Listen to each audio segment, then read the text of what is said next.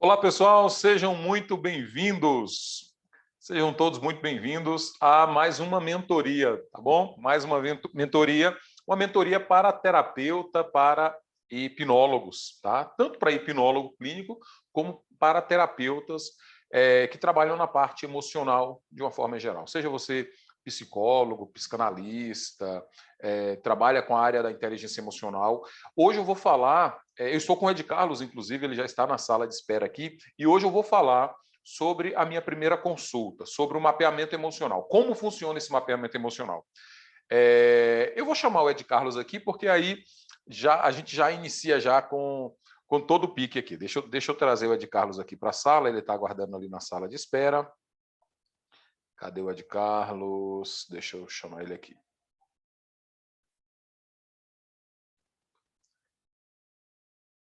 Deixa-me ver aqui.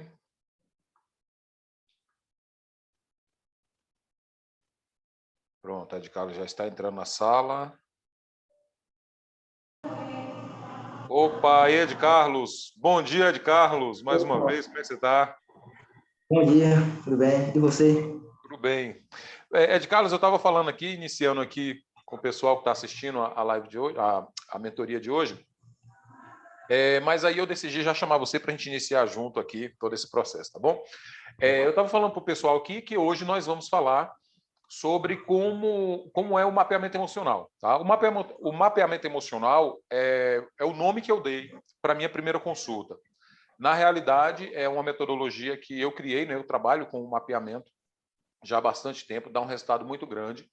E eu falei, se eu não me engano, na mentoria anterior, que eu não vendo tratamentos, ou foi numa live, ou foi na mentoria anterior, ou numa live. O pessoal me perguntou por que eu tenho minha agenda lotada, né? Porque eu faço tantos atendimentos, tantos tratamentos. E aí eu expliquei, é porque eu não vendo o tratamento. Eu não vendo o tratamento. Eu foco em vender, já que a gente está falando de vender, né? Eu foco em mostrar, em vender, em apresentar para o meu paciente a primeira consulta, que é sobre isso que nós vamos falar aqui hoje, que eu chamo de mapeamento emocional. Mas antes de iniciar, falar sobre isso, mais uma vez, Ed Carlos, você está com a palavra agora aí, se apresente mais uma vez. O Ed Carlos, ele é hipnólogo também, se você já assistiu às mentorias anteriores, você sabe que o Ed Carlos é hipnólogo, ele foi meu paciente, e hoje ele é hipnólogo e está iniciando uma carreira aí brilhante. Mas fala um pouquinho, Ed Carlos, a respeito aí, se apresenta mais uma vez para o pessoal aí, fala um pouquinho sobre o seu trabalho, sobre o seu desenvolvimento. Acho que, como você já sabe, me formei como hipnólogo clínico e hoje vamos falar um pouquinho sobre a primeira sessão, que é o mapeamento emocional. Maravilha. E deixa eu só aumentar aqui dar um ganho aqui no meu volume aqui. Eu uso aqui todo um aparato técnico aqui, tem ali uns refletores ali na frente, esqueci o nome que se dá, né? É um estúdio. Além de ser meu consultório, é um estúdio. Eu dei tudo. Então, a fiação, os aparatos aqui. O microfone tá caindo aqui. Eu tô parecendo o Silvio Santos. Deixa eu arrumar o microfone aqui. Pronto. Tô bem agora. Então, é o seguinte, pessoal. Como o Ed Carlos falou, nós vamos falar aqui sobre essa primeira consulta, o mapeamento emocional. E o interessante, aí voltando a falar igual na última mentoria que a gente teve, o Ed Carlos ele passou por esse tratamento comigo, né? Então, o Ed Carlos é uma pessoa, inclusive, ele conhece a metodologia porque foi aplicada nele, nessa metodologia. E, Ed Carlos, me fala um pouquinho, só para o pessoal, para a gente entrar mais a fundo aqui em relação a tudo que a gente vai falar sobre o mapeamento emocional. Mas me fala um pouquinho, como é que foi a primeira consulta para você? Quando você passou pelo tratamento, como é que foi essa primeira impressão dessa primeira consulta? Como você saiu de lá? Como é que foi no meio da consulta? Fala um pouquinho como é que foi isso aí para gente. Como eu já tinha falado na outra live que a gente estava falando, além de ter passado por outras terapias, eu já fui naquela. Essa é a minha última cartada. Se não dá certo, já não sei mais o que fazer, né? Mas depois que terminou a primeira consulta, que é a final análise, eu já saí bem esperançoso que aquele tratamento iria dar certo. É interessante isso, né? O Ed Carlos falou que ele já tinha passado por vários profissionais, né, dentro da área de tratamentos emocionais, tratamentos mentais, né? Eu já falei da demanda emocional que o Ed Carlos tinha passado, né? E realmente ele estava assim, olha, é a última tentativa. Eu falei, se você não assistiu, assista a mentoria anterior que a gente fala sobre isso. Ele estava indo para São Paulo e aí me descobriram aqui. Eu estou na Bahia, tá? Vitória da Conquista na Bahia. Não sei há quanto tempo eu vou ficar aqui mais, mas estou em Vitória da Conquista na Bahia e ele é de outra cidade, Ibiaçu-C. E aí ele me descobriu, se eu não me engano, foi na internet, alguma coisa assim, e vieram para Vitória da Conquista. E aí, como ele estava falando, o mapeamento... Pelo Instagram, pelo Instagram. Pelo Instagram, não foi? Isso. Então, assim, o mapeamento, como o Ed Carlos falou, quando ele saiu do mapeamento, ele já saiu com aquela certeza, vamos dizer assim, que ia dar certo ali daquela vez. Né? Ele saiu com aquela certeza de que tudo aquilo ia dar certo para ele. Então, é isso que a gente tem que passar para o nosso paciente nessa primeira consulta. Tá? É o que a gente tem que passar para o nosso paciente nesse mapeamento emocional. É que ele encontrou a solução para a vida dele. Lógico, a gente não usa a palavra solução, cura, essas coisas a gente não usa, essas palavras. Mas ele tem que sentir isso. Por mais que a gente não use a palavra, mas ele tem que sentir. Ele fala assim, poxa, essa primeira consulta já fez toda a diferença na minha vida. E por conta dessa consulta, lógico que ele não vai ficar falando assim, né? Mas no subconsciente dele fica assim, poxa, nessa primeira consulta eu entendi que minha situação tem um jeito, eu vou conseguir dar um jeito nessa situação. E foi essa a sensação que você teve, não foi, Ed Carlos? É como se... Isso. Pode falar, pode falar. É porque tá tendo um delay aqui. Não, pode falar. Pode continuar. Está tendo um delay aqui ele está lá em Biaçu-C, eu estou aqui em Vitória da Conquista, e a internet sempre acontece, dá um delayzinho, mas a gente vai se organizando aqui. Mas pode falar, qual foi a sua impressão? Assim? Hã? Pode falar, depois eu coloco a minha. Não, beleza. Mas eu vou falar rapidamente aqui, você já fala, porque a gente vai entrar já na questão da consulta. Então, assim, essa primeira consulta, tá? Você que é terapeuta, você que é hipnólogo clínico, ou você está iniciando o seu trabalho agora, ou deseja iniciar, e por isso está aqui nessa mentoria, como é que é o processo que eu faço? Eu vendo, tá? Eu não gosto de trazer essa palavra vendo, mas eu estou falando aqui para terapeutas. Eu vendo essa primeira consulta, eu vendo esse primeiro encontro com o paciente, que é o mapeamento emocional. E no mapeamento emocional, o paciente ele sai assim ele tem tanta certeza que o problema dele ele vai encontrar uma solução para o problema dele ali, que ele fecha o tratamento comigo. No final do mapeamento emocional, o tratamento já está fechado. Tá? E aí depois, em outra mentoria, eu vou falar sobre o tratamento. Hoje eu vou falar exclusivamente sobre o mapeamento emocional. Mas pode falar aí, Ed Carlos, que eu vou trazer alguns pontos aqui que eu deixei anotado aqui sobre o mapeamento. Pode falar aí, fique à vontade. Além do fato daquelas perguntas da hipnose ser algo muito bem que você consegue ali mapear todo aquele histórico de vida do paciente e ler suas emoções, porque na verdade alguns pacientes, a maioria denomina tudo como tristeza, angústia, e na verdade pode ser que seja algo mais profundo, mas ele não saiba, como eu posso dizer aqui, qual a palavra ele não sabe. Ele não consegue identificar o que é, né? Por isso que é tão importante você perguntar o que é ansiedade para você, o que lhe causa ansiedade, para você saber se é realmente uma ansiedade ou às vezes possa ter ser outro distúrbio que não seja ansiedade. Por isso que é tão importante você perguntar logo na primeira questão o que é ansiedade para você, entendeu? Exatamente. Olha só o que é que acontece. Essa semana, eu tenho um cachorro, né, um Rottweiler, e ele é um monstrão, né? Ele chama atenção. Aí, quando eu saio sempre com ele, geralmente eu saio mais à noite, que é a hora que eu tenho um tempinho a mais, depois que eu termino tudo aqui, depois das 20 horas, eu vou para casa, ajeito as coisas e dou uma passeada com ele. Aí, essa semana eu tava passeando com ele, e aí tinha uma senhora e uma moça, né? Uma senhora, uma mulher, uma senhora, eu falo senhora porque tinha uma idade a mais, e uma mulher assim com ela. E aí, quando eu passei com o cachorro, elas ficaram com medo do cachorro, né? E nisso puxou um assunto ali sobre animal e tal. Aí a gente começou a conversar e a moça falou assim, eu te conheço de algum lugar. Aí eu falei assim, você pode me conhecer talvez da internet, eu sou terapeuta, tal. Ela, você é terapeuta, já sei. Eu já passei, há muito tempo atrás, eu passei por uma consulta com você. Aí eu falei, foi. Eu olhei direitinho para ela assim, aí eu lembrei do rosto dela. Aí eu falei, já sei quem é você. Aí a gente conversando ali, eu falei, sim, você passou pelo mapeamento emocional e depois você não voltou para fazer o tratamento? Ela falou assim, olha, depois do mapeamento emocional, eu não senti mais nada. Depois, olha que ela não fez nem o tratamento, gente.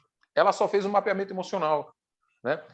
Ela chegou lá com um bolo na garganta por conta da ansiedade. Ela sentindo um bolo na garganta, uma coisa tão ruim, aquela ansiedade forte. E depois do mapeamento emocional, ela foi embora, depois do mapeamento, e ela não retornou mais no consultório. E aí eu descobri, agora essa semana, que foi porque ela se sentiu bem. Depois do mapeamento, ela acabou o problema que ela tinha. Né? Então, olha como é que é forte o mapeamento. As pessoas me perguntam muito assim, falam assim, olha, na primeira consulta, que é o mapeamento, você já faz hipnose? E eu falo para as pessoas, eu faço hipnose o tempo todo. Porque no momento do mapeamento, eu estou mexendo com as emoções das pessoas. E eu estou buscando algumas respostas dessas pessoas. E isso faz com que muitas pessoas ali no mapeamento elas já comecem um processo de ressignificação. Algumas pessoas conseguem se resolver, porque não sei o que resolvo não, mas conseguem se resolver ali apenas com mapeamento emocional, sem precisar fazer nem tratamento. Então, eu tenho muitos pacientes que só no mapeamento emocional eles conseguiram se resolver sem precisar entrar num tratamento profundo. E eu fico feliz por isso, porque eu não fico feliz em ganhar o dinheiro com o tratamento. Eu fico feliz em que o paciente tenha bons resultados. Então, se tem bons resultados, se aconteceu na primeira consulta, ótimo, sem problema algum. Se precisou passar por todo o tratamento, maravilha.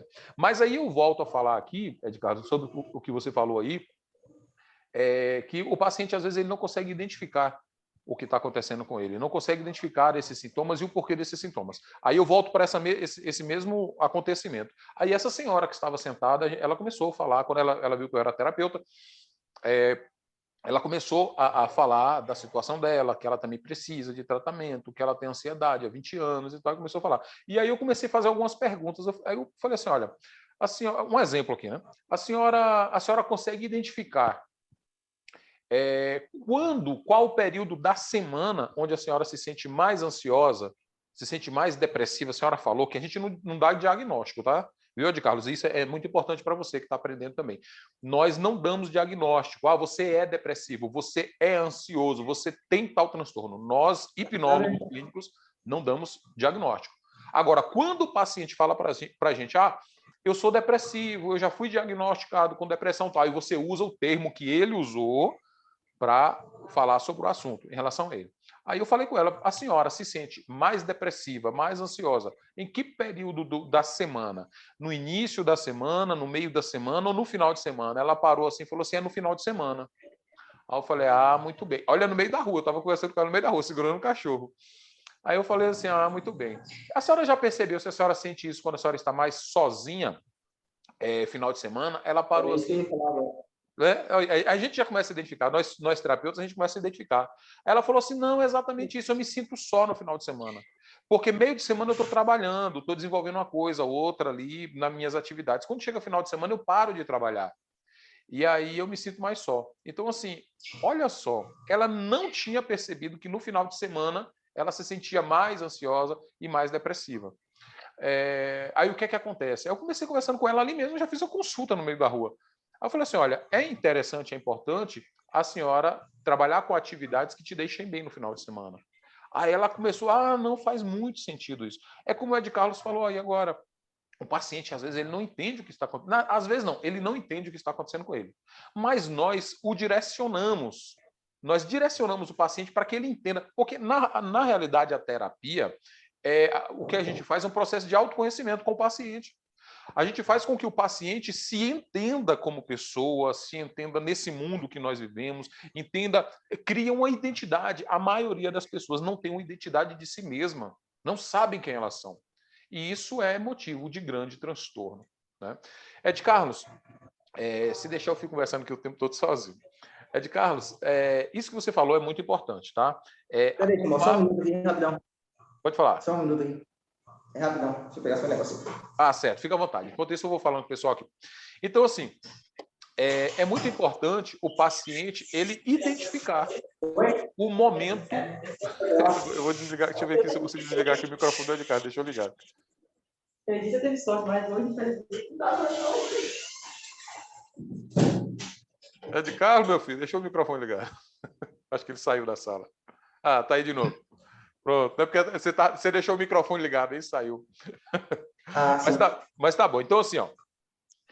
Inclusive o seguinte, aí é um consultório, né? Onde você está? É um consultório na cidade. E assim, pessoal, o Ed Carlos já está com o jaleco dele azul aí também, ó. Já está preparado aí. Eu queria falar aqui. É importante também você perguntar ao cliente, ou paciente, tanto faz, onde e quando aqueles gatilhos, supondo de ansiedade, eles se desenvolvem. Exemplo, quando a pessoa está em depressão, às vezes quando ela está sozinha, possa ser que essa depressão instale nela quando ela se sente sozinha ou quando alguns familiares saem da família. São os gatilhos, né? É o que a gente chama de gatilho. Isso. Quando alguns filhos saem da família, exemplo, quando casa. Eu já tratei muitas, principalmente assim, existem homens e mulheres, tá? Com o mesmo problema. Mas eu já tratei muitas mulheres que elas têm o problema que é a síndrome do ninho vazio. Isso é um problema emocional, é um distúrbio emocional, um transtorno emocional, na realidade, que acomete principalmente as mulheres, mas homens também, de quando eles criam ali os filhos, a família, né? Às vezes a casa cheia, aí daqui a pouco começa um casa, outro sai, um vai para a faculdade, um viaja para outro lugar, vai viver em outro lugar, e eles começam a ficar só, a casa começa a ficar vazia. E aí realmente traz um transtorno de ansiedade muito grande e pode se caracterizar como depressão também, né? Pode falar. Na maioria das vezes gera o ganho secundário, né? O ganho secundário. Que o ganho secundário é justamente a necessidade, né? A falta. Aí o subconsciente ele se manifesta de alguma depressão. E quando os filhos retornam para casa, ela segura da depressão. Quando eles vão embora, volta tudo de novo. Isso, acontece muito isso. É tipo assim, a pessoa tá ali depressiva o tempo todo. Aí quando tem aquele almoço de família, a pessoa fica bem.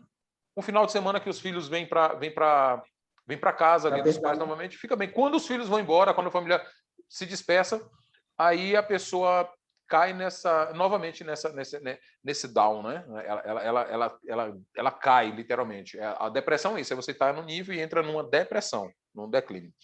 E a gente pode trabalhar isso. Eu vou falar depois, em outras mentorias, a gente vai falar especificamente sobre alguns casos, Ed Carlos.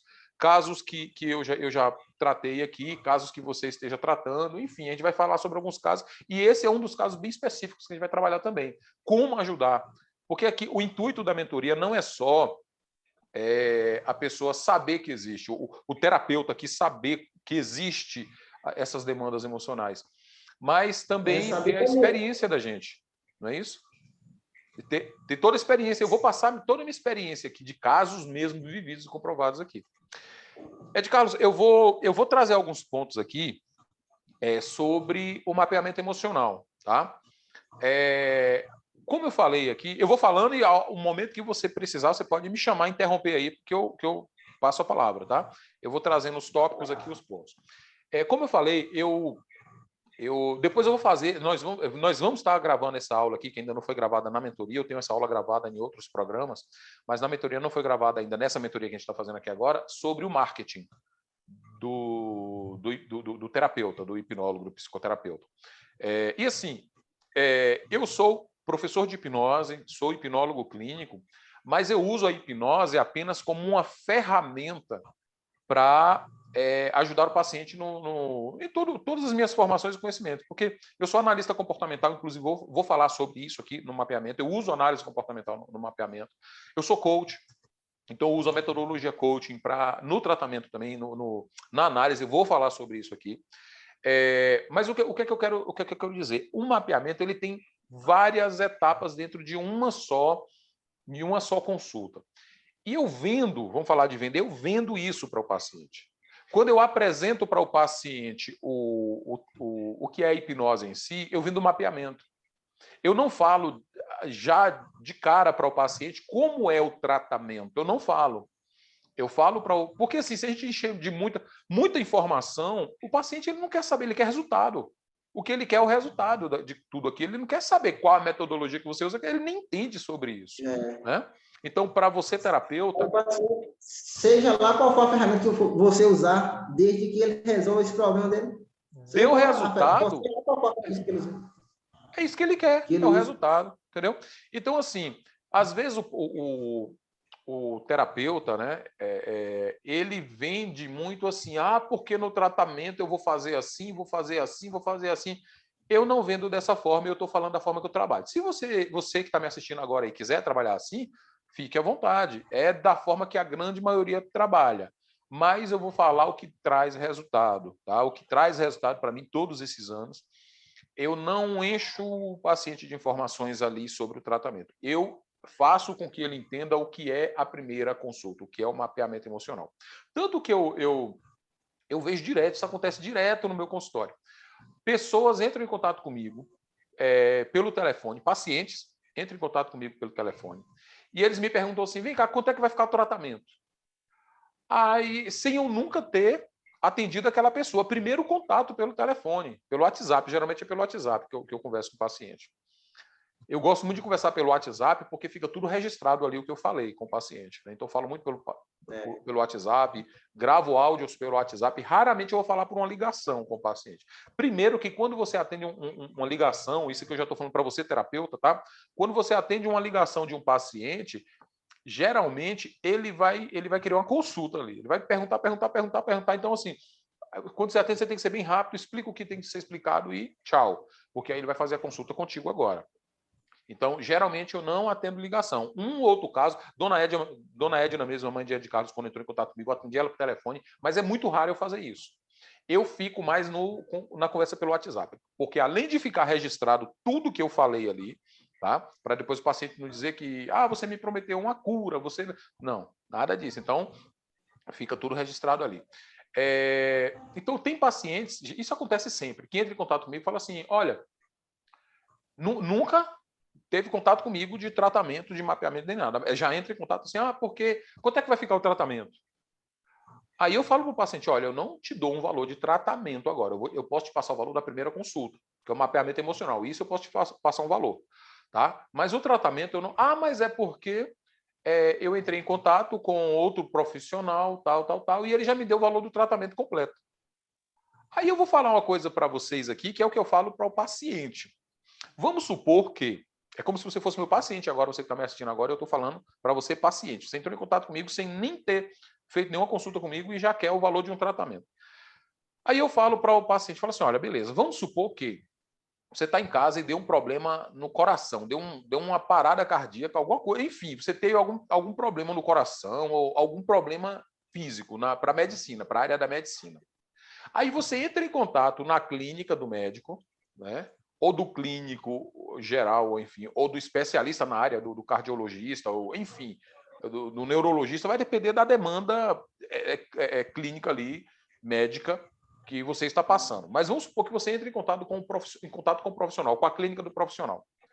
Aí o profissional, sem ter te examinado, sem ter feito uma consulta contigo, sem saber nada do que está acontecendo contigo, um cardiologista, por exemplo, ele fala assim, olha, sem nunca ter atendido você, pelo telefone, ele fala assim, você vai vir aqui na minha clínica, eu vou abrir seu coração e vou te cobrar aqui 20 mil reais por essa cirurgia. Sem nem saber se precisa de cirurgia, sem nem saber qual a metodologia, o que é que está acontecendo contigo, sem ter feito um exame para ver como é que está o coração, nada, ele já vai te dar o valor de um tratamento completo ali e te dizer o que é que vai fazer no tratamento, sem nunca ter feito o exame.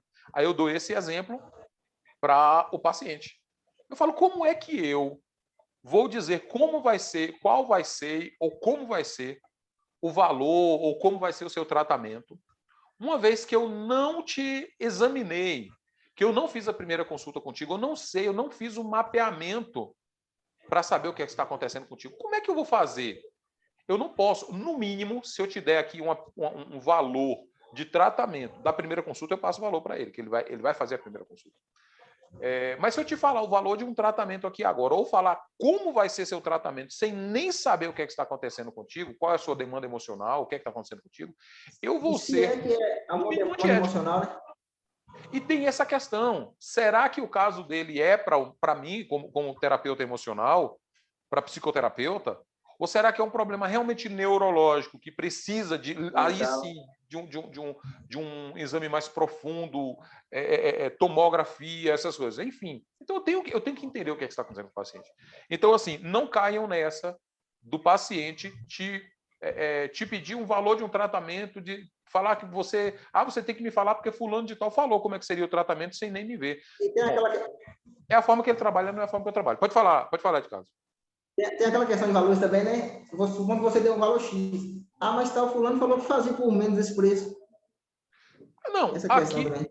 Não, isso acontece.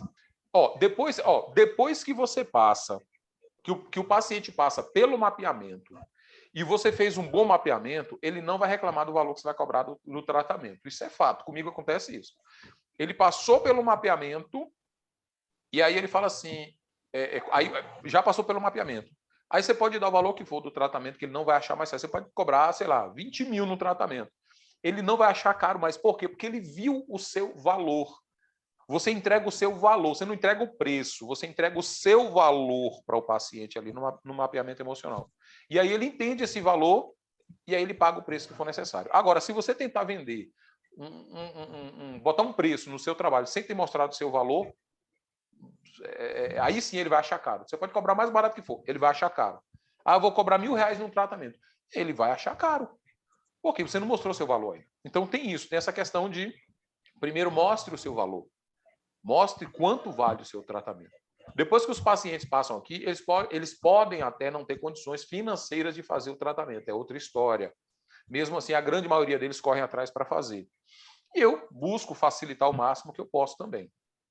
Mas dizer que é caro, depois eles não dizem mais. Não dizem mais. Depois que faz o mapeamento, não dizem. Então é isso que eu quero mostrar para vocês agora. Eu quero ensinar como você fazer esse mapeamento. Tá? Eu vou pegar aqui porque a gente tem uma hora de live, né? 40 minutos, uma hora de live, não, de mentoria. Então eu vou pegar aqui os pontos aqui, já vou colocar para a gente aqui, tá?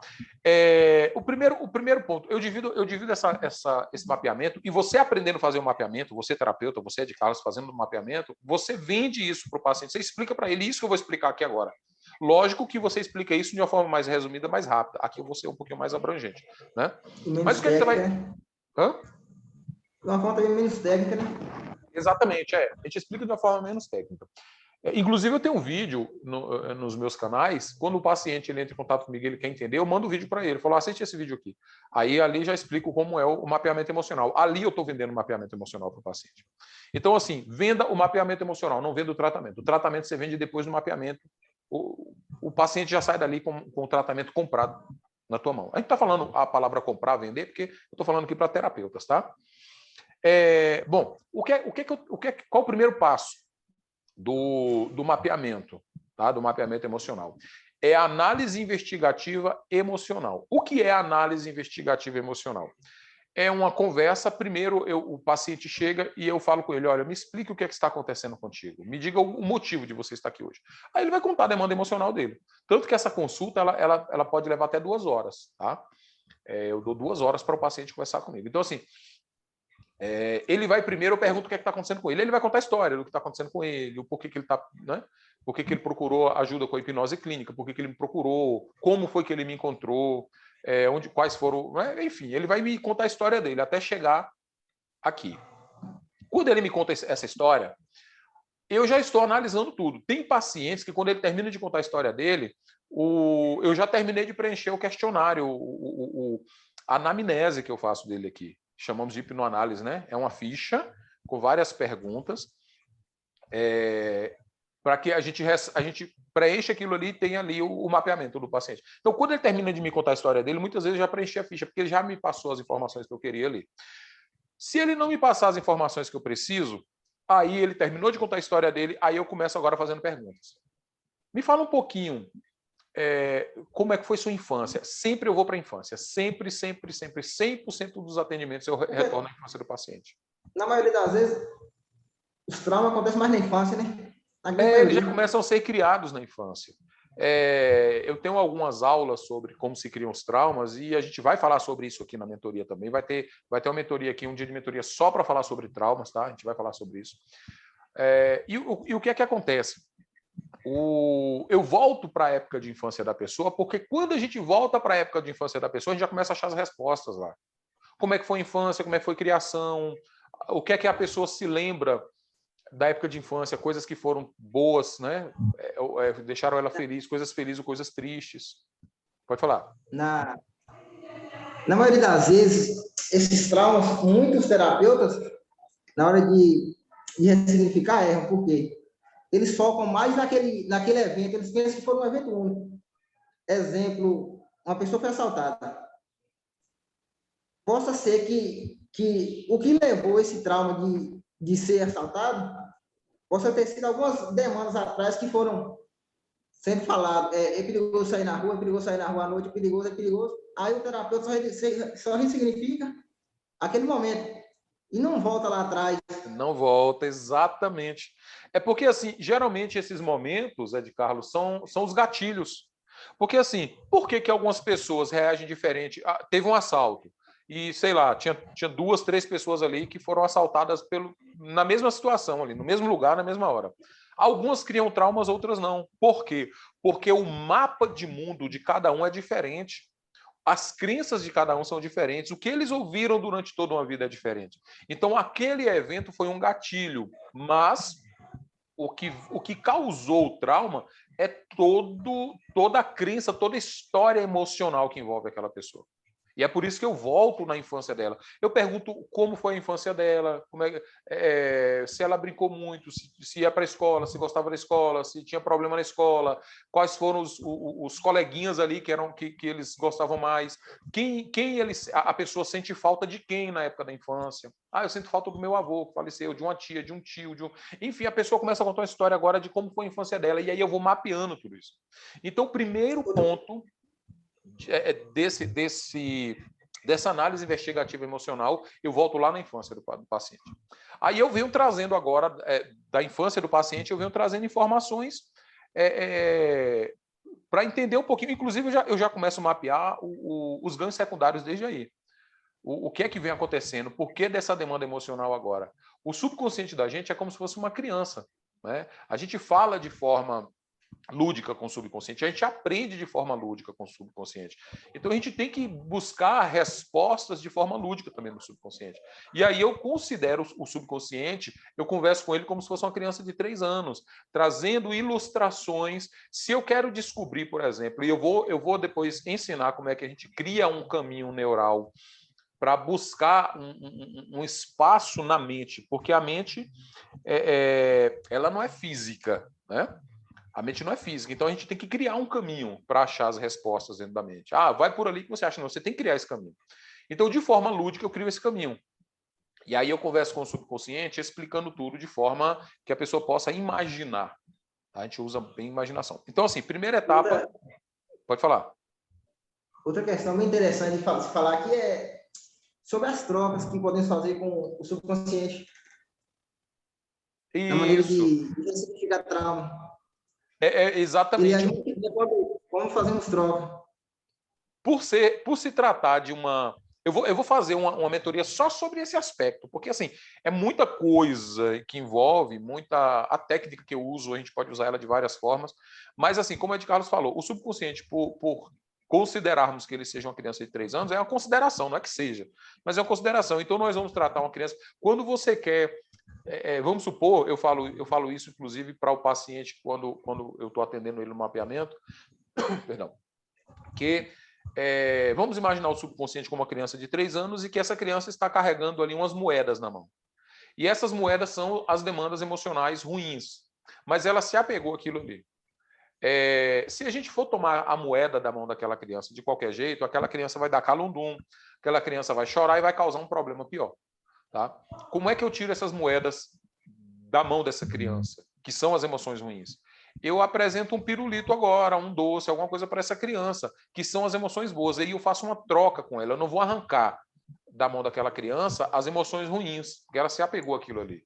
Mas eu vou fazer uma troca por emoções boas. por pensamentos bons. E aí eu faço essa troca. Eu dou o pirulito para a criança e a criança me dá as moedas. Pronto, a criança fica satisfeita. Assim é a barganha que a gente faz com o subconsciente. É uma barganha, literalmente. É uma troca que a gente faz com o subconsciente. Então, no tratamento, a gente faz assim. Mas eu vou depois, em outra mentoria, eu vou falar especificamente como eu faço isso. Eu vou trazer toda a metodologia aqui, tá? De forma terapêutica mesmo aqui, como eu trabalho. Então, assim, primeiro ponto, eu faço análise investigativa para saber as demandas emocionais, como coisas que podem ter originalizado ali esse problema, essa demanda emocional que a pessoa está vivendo. Dentro desse processo, aí existem duas questões. Eu sou analista comportamental há muitos anos. Eu trabalho com análise comportamental. Utilizo metodologia DISC e várias outras metodologias que existem. Só que, assim, antes eu utilizava uma ferramenta para fazer a análise comportamental da pessoa, para entender o perfil comportamental predominante da pessoa. Hoje eu não preciso, porque conversando com a pessoa, eu já traço o perfil comportamental dela. E aí, durante a consulta, eu vou traçando ali o perfil comportamental dela e, no final, eu identifico qual é o perfil comportamental predominante. Mas, para quem não é especialista em análise de perfil comportamental, pode utilizar ferramentas. Inclusive, existem várias ferramentas de perguntas e respostas no mercado, na internet, questionários que você pode utilizar como uma ferramenta com o seu paciente. Você vai preenchendo, ele preenche ali as respostas e você traça o perfil comportamental do paciente. Por que é importante isso? A gente entender o perfil comportamental do paciente. É porque, a partir dali, a gente vai fazer um tratamento com ele e, identificando qual perfil comportamental predominante, a gente consegue direcionar um tratamento para aquele perfil específico. Por exemplo, existe o perfil executor, que é aquela pessoa... Ela dá ordens, ela conduz. Eu já tive pacientes aqui que ele queria conduzir o tratamento. Né? Hã? É aquele paciente que quer saber como funciona da última à primeira questão, né? Ele quer ter o domínio de tudo ali, na hora ali. Tipo assim, é interessante, é natural, na realidade, isso, o paciente querer saber de tudo ali. Inclusive, a hipnose em si, você deixa a pessoa ali, você traz as informações, você diz o que vai acontecer na hipnose para criar expectativa, que a hipnose ela é feita baseada em cima de expectativa, técnica da hipnose. São expectativas que a gente lança e o subconsciente agora ele vai respondendo. Mas o paciente, o executor, por exemplo, ele quer direcionar, ele quer fazer do jeito dele. E no caso do tratamento, o paciente ele tem que se submeter à condução do negócio. Quando o paciente ele quer tomar as rédeas e ele que quer fazer, ele não está preparado para passar por um tratamento. Não está preparado. E aí o que é que acontece? A gente tem que saber, a gente tem que entender esse perfil comportamental até mesmo para o seguinte, para a gente aceitar ou rejeitar um tratamento de um paciente. E caso a gente aceite de uma pessoa que tem um perfil executor muito, muito ascendente, a gente tem que saber lidar com ele. A gente tem que saber conduzi-lo em todo o processo do tratamento. Então, por isso que é tão importante a gente entender sobre perfil comportamental. O perfil, por exemplo, comunicador. O perfil comunicador é um perfil que a pessoa ela vai falar, jogar para fora e tudo, e raramente vai deixar o terapeuta conduzi-la também na conversa. Então, você tem que saber. Outra coisa, ela vai fugir muito do assunto, a pessoa que é comunicadora. Você está conversando sobre... Hã? Que não é bom para o tratamento, né? Não é bom. O tratamento ele tem que ser objetivo, ele tem que ser focado em buscar onde está sendo gerado o problema. E aí a pessoa começa... Você faz uma pergunta à pessoa, na hora que você está preenchendo a ficha, qual sua cor preferida? A pessoa, a minha cor preferida é a preta, porque não sei quem aconteceu. Aí começa a contar uma história e daqui a pouco já está falando uma história que não tem nada a ver com aquela pergunta que você fez. Não tem nada a ver com o tratamento. Então, assim, é interessante a gente entender sobre cada perfil para que a gente possa direcionar cada um paciente dentro do aspecto que a gente precisa para conduzir aquele tratamento.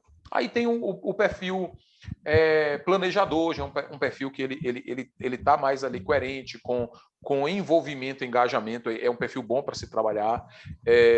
O perfil planejador, ele quer saber, aí você passa as etapas do tratamento e ele vai seguindo essas etapas. Tem o perfil analista, que também é um perfil que a gente, assim, todas as pessoas têm os 4 perfis, tá? Só que existem os predominantes da pessoa. O perfil analista mesmo é outro perfil que tudo ela vai analisar, perfil mais cético ali, sabe? Tem que ter uma comprovação por que disso está acontecendo agora. Ela racionaliza muito. E aí você tem que tirar a pessoa desse raciocínio. Pode falar. Eu falei assim, essa pessoa analítica, ela tem que saber o porquê daquilo, se aquilo deu certo, o porquê. Isso, ela tem essa necessidade. Mas, às vezes, Ed Carlos, essa necessidade ou essa lógica, ela atrapalha. Porque a pessoa ela não quer, ela fala assim, não, mas por quê? Vamos imaginar aqui, vamos pensar aqui. Você entrou em uma sala e é nessa sala que estão as suas lembranças. A pessoa falou, mas tem uma sala dentro da minha cabeça? Dentro do meu cérebro não existe uma sala. Você vai abrir uma porta. Não, mas não tem uma porta dentro da minha cabeça. Então essa pessoa ela começa a analisar. Tem gente que vai falar assim, poxa, cabe uma porta dentro da minha cabeça? Não cabe. Então a pessoa que tem o perfil analítico, ela vai querer analisar cada ponto. Ela vai querer analisar, enfim, coisas que não têm não fazem o mínimo sentido para que aquilo aconteça.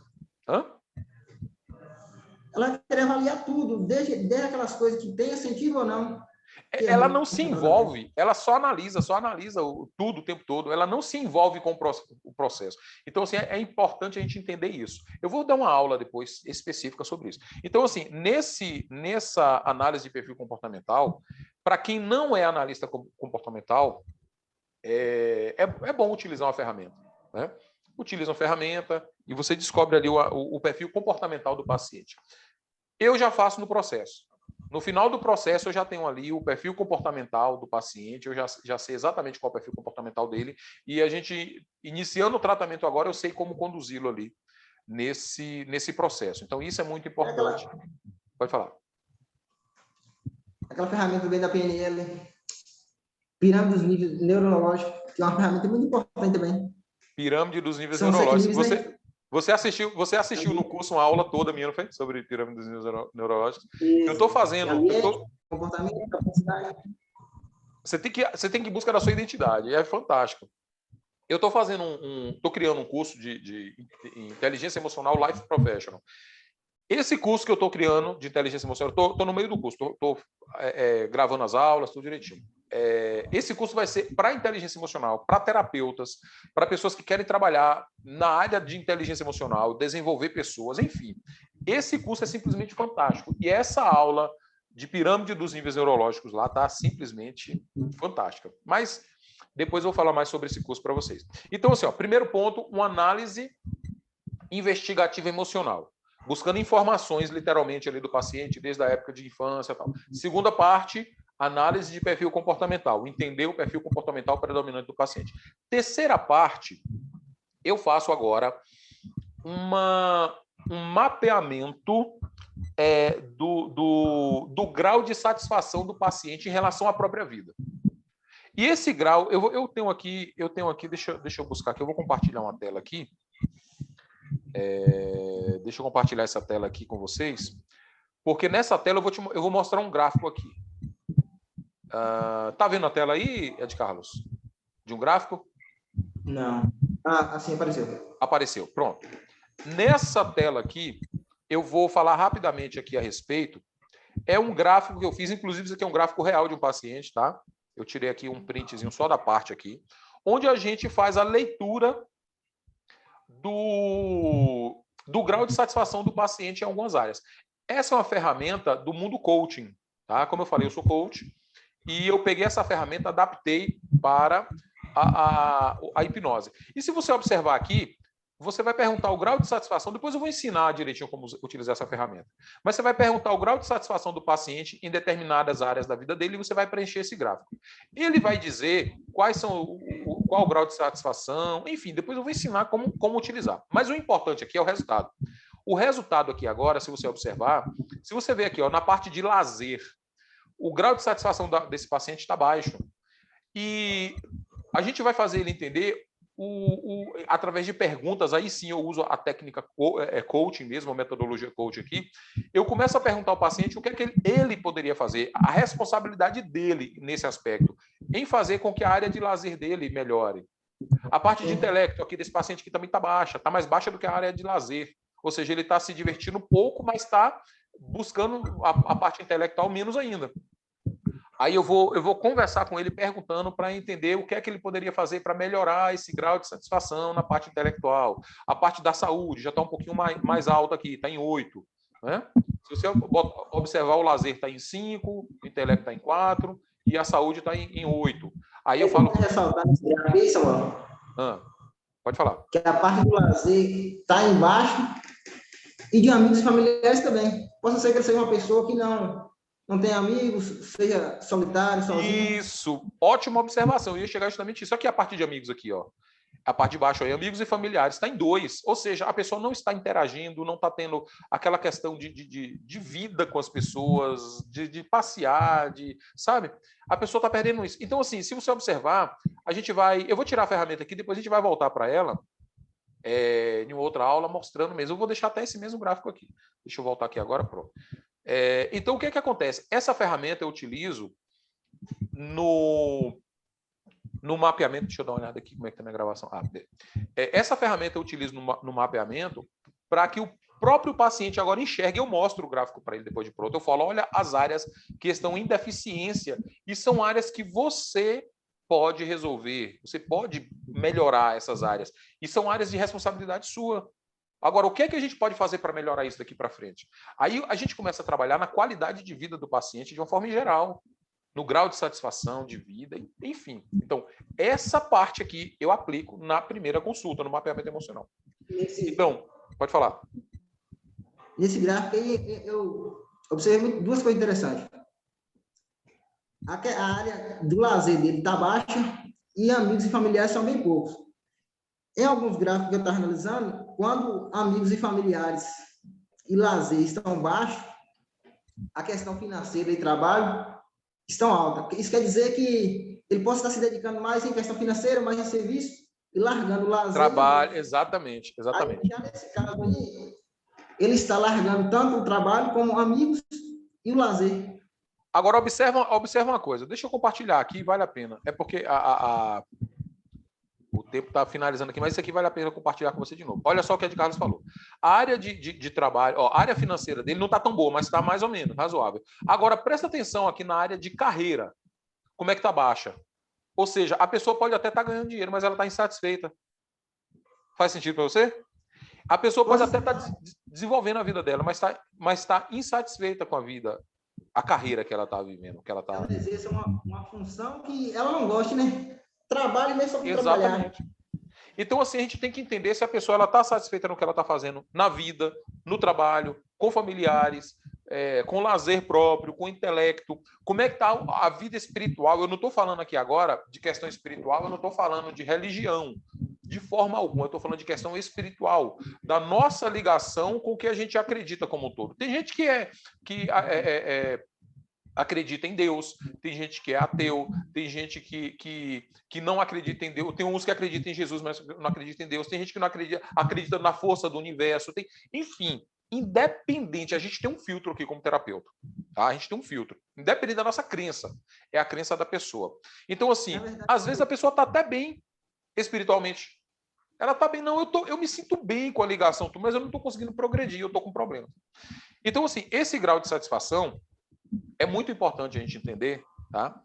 Dentro dessa primeira consulta, porque a partir daí a gente vai elaborar um tratamento para aquela pessoa. Depois, em outro mapeamento, em outra mentoria, eu vou falar como eu elaboro o tratamento, tá? Mas agora é a primeira consulta, que é isso que você vai vender para o paciente. Então, o que é que acontece? Primeira parte da consulta, eu divido em 4 partes, como eu falei. Primeira parte da consulta, eu faço uma análise investigativa emocional para entender o perfil emocional ali do paciente, a vida dele, o que é que aconteceu na vida dele, até chegar aquele gatilho, como o Ed Carlos falou, que pode ter sido um assalto, uma coisa assim, a partir dali explodiu uma demanda emocional, mas aquilo ali foi só um gatilho. Tem toda uma crença na vida da pessoa, tem todo um mapa de mundo daquela pessoa, porque às vezes outras pessoas passam pela mesma situação e não criam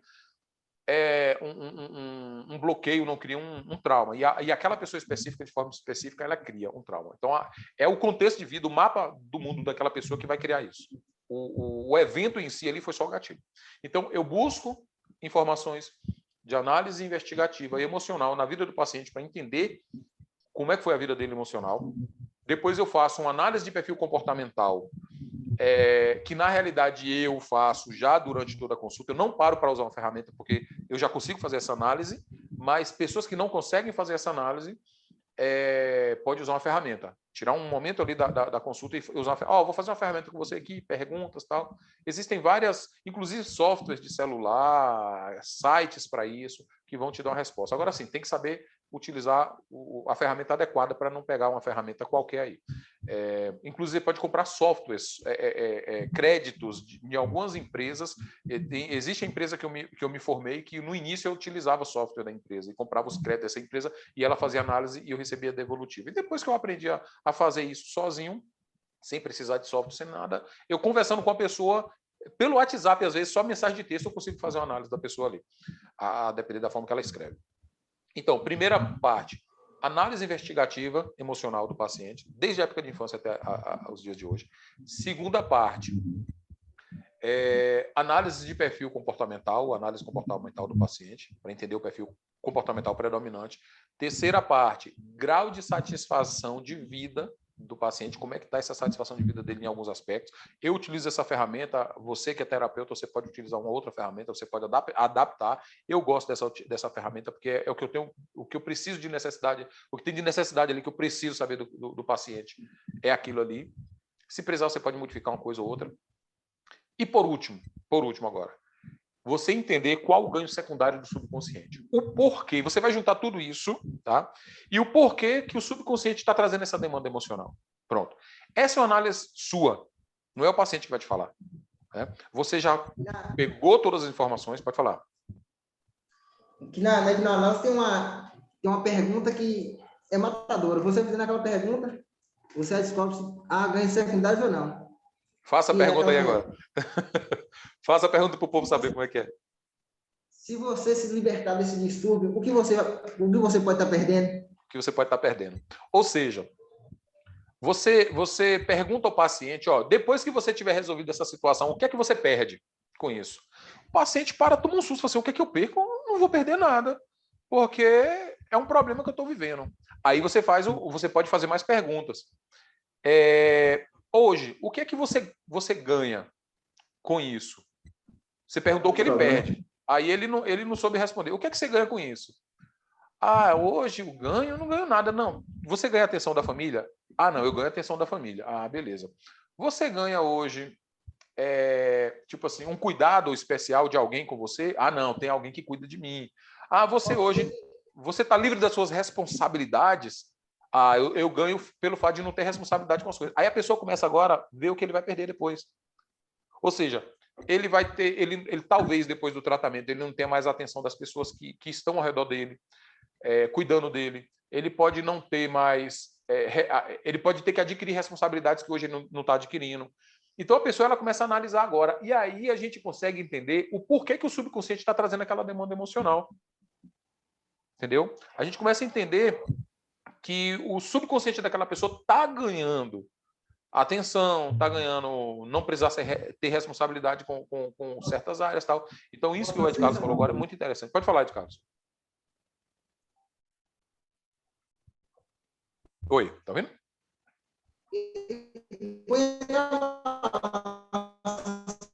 Será que compensaria eu, secundários?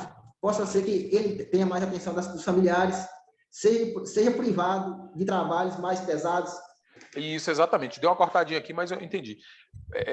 Na internet que deu uma cortadinha, mas eu entendi. É assim, a pessoa, ela por ter aquela demanda emocional, depois eu vou contar casos para vocês de demandas emocionais, de ganhos secundários aqui, simplesmente incríveis.